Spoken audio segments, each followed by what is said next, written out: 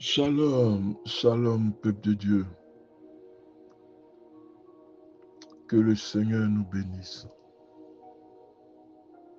et que sa grâce nous couvre. Et que ceux qui sont encore par terre se relèvent. C'est vrai que Satan t'a attaqué d'une force, au point que tu te retrouves au sol. Mais lève-toi, le combat, le bon combat est à venir. Le thème que je veux voir avec vous, suivre le Seigneur jusqu'au bout. Philippiens 3, le verset 10. Ce que je veux, c'est aller jusqu'au bout avec lui. Ne pas marcher dans le compromis.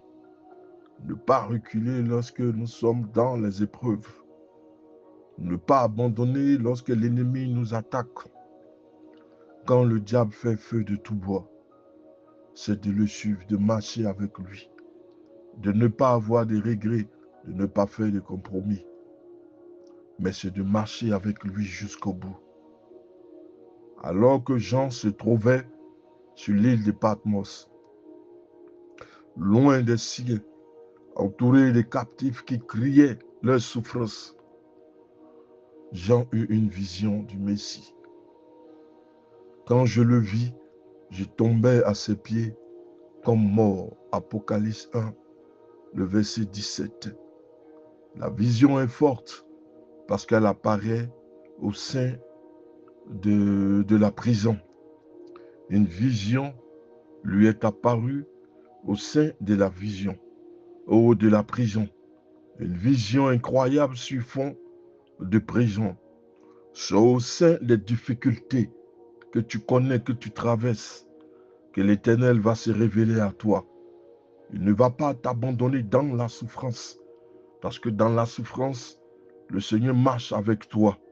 Une vision incroyable sur fond de prison, de chaos, de souffrance. C'est là que le Seigneur apparaît. Il démontre son visage, sa soutenance. Il ne t'abandonnera point. C'est au sein des souffrances, des chaos, qu'il s'est révélé à Jean dans la prison. C'est l'une des fois où le Seigneur apparaît dans une prison pour réconforter ses enfants. Jean étant dans une prison sur l'île de Patmos. Joseph était dans une prison après 14 années. Paul et Silas étaient dans une prison. Mais à chaque fois, le Seigneur s'est révélé. Il ne les a pas abandonnés. Celui qui prie ne se sent pas dans une prison. Il est déjà libre avant même que le Seigneur n'agisse, parce qu'il est dans la joie de prier l'Éternel dans les situations les plus difficiles. C'est là où d'autres abandonnent. Mais toi, n'abandonne jamais, parce que le Seigneur nous a fait une promesse. Je suis avec vous tous les jours, jusqu'à la fin du monde. C'est pourquoi Jean dit, je veux le suivre jusqu'au bout. Une vision incroyable, sur fond de prison, le chaos se manifestait. Le chaos était dans cette prison. Il y avait une sorte de souffrance. Les gens criaient, les gens pleuraient de souffrance. C'est en ce moment que le Seigneur s'est révélé totalement à Jean. Les circonstances difficiles que nous traversons en ce moment peuvent nous aider à clarifier nos pensées, nous pousser à nous rapprocher de Dieu comme nous ne l'avons jamais fait auparavant et nous aider à comprendre, à découvrir des solutions pour notre vie. Lorsque nous sommes dans les difficultés, dans les attaques, dans les souffrances, tournons seulement nos regards vers le Messie. Ne regardons pas à ceux qui nous attaquent. Le diable, on ne pourra pas empêcher le diable de nous attaquer, mais c'est à nous de marcher dans la direction du Seigneur. Il y aura des attaques, il y aura des supputations, il y aura des fausses accusations contre ta vie, mais marche seulement dans la volonté du Seigneur. Cherche la voie du Seigneur et le Seigneur se révélera à toi. C'est dans la souffrance que le Seigneur va se révéler à toi. C'est dans tes épreuves que Dieu va se révéler à toi. Les circonstances difficiles que nous connaissons, que nous traversons, vont nous rapprocher de Dieu, comme nous ne l'avons jamais fait auparavant. Et cela va nous aider à découvrir une solution à notre vie. L'expérience des gens prouve que les situations les plus tendues, les plus négatives de notre vie, ne vont pas occulter en rien la présence du Seigneur. Ce n'est pas parce que tu es dans une difficulté que les gens t'attaquent. Les gens cherchent à détruire ton ministère, à détruire ta vie, que Dieu va t'abandonner. Le Seigneur marche toujours avec toi. Les promesses de Dieu sont infaillibles. Si l'Éternel décide de marcher avec toi, quelles que soient les attaques de l'ennemi, l'Éternel ne t'abandonnera jamais.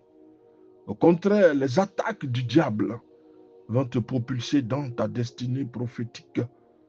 Au lieu de nous détruire,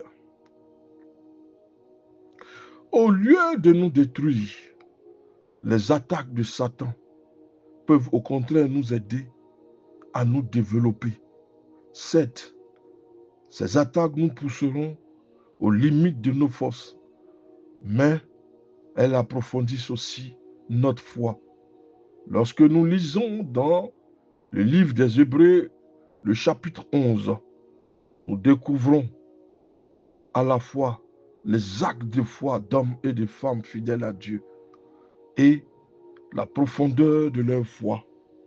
Où Dieu pouvait-il se révéler à Daniel dans sa fidélité à son égard, au fond de la fosse au lion? Où Dieu se révèle-t-il aux trois jeunes hébreux, au milieu d'une fournaise, chauffée 7 fois plus que normal? Y a-t-il un lieu privilégié quelque part dans la présence de Dieu, où les épreuves les plus terribles détruisent tous excepté notre désir absolu de le connaître? Quelle que soit l'épreuve et quelle que soit la violence de l'attaque, restons dans la présence de Dieu. Dieu se manifeste partout parce qu'il a ses enfants partout à la surface du globe. L'Éternel a un regard sur tous ses enfants et il sait celui qui est en difficulté ou pas. Laisse-moi te réconforter parce que parfois le découragement te gagne pensant que la situation que tu connaisses, l'Éternel ne voit pas, sinon assurément il aurait manifesté toute sa gloire. Mais l'Éternel voit tes souffrances. Et c'est au milieu de la souffrance que l'Éternel veut te bénir.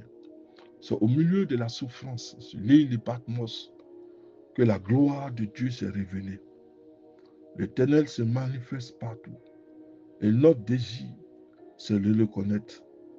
Même si le lieu nous échappe parfois, nous devons garder les yeux fixés sur la présence de Dieu. C'était le but ultime de la vie de Paul. Et Paul dit ceci: j'ai laissé tomber toutes les choses sans importance de la vie, afin de connaître Christ personnellement, faire l'expérience de la puissance de sa résurrection, être partenaire de ses souffrances. Ce que je veux, c'est aller jusqu'au bout avec lui, sans compromis, aucun volte-face, aucun regret. Le seul désir est de connaître Dieu intimement. Seul un engagement total à aller jusqu'au bout en sa compagnie. Que cela devienne aussi le désir de notre cœur, de le chercher, de marcher intimement avec lui, de lever la voix, de ne pas regarder aux attaques et aux souffrances. Quelle que soit la situation, le diable cherchera toujours à nous attaquer. La Bible dit, le diable rôde autour de nous comme un lion rugissant, cherchant qui il va dévorer. C'est-à-dire à tout moment, le diable peut faire feu de tout bois. Mais nous ne devons pas marcher dans le découragement. Nous ne devons pas regarder en arrière ni faire votre face. Ne disons pas parfois ce que les autres ont l'habitude de sortir. Je suis bien meilleur sans Dieu. Parce qu'ils vont chez les marabouts, ils ont une certaine gloire. Mais la véritable gloire, c'est celle qui vient d'en haut. La véritable puissance, c'est celle qui vient d'en haut. Cherchons toujours la face de Dieu. Dans les épreuves, l'Éternel ne nous abandonnera jamais. Il s'est révélé à Moïse, à Jean sur l'île de Patmos. Il s'est révélé à Joseph dans la prison. Il s'est révélé à Paul et Silas dans la prison.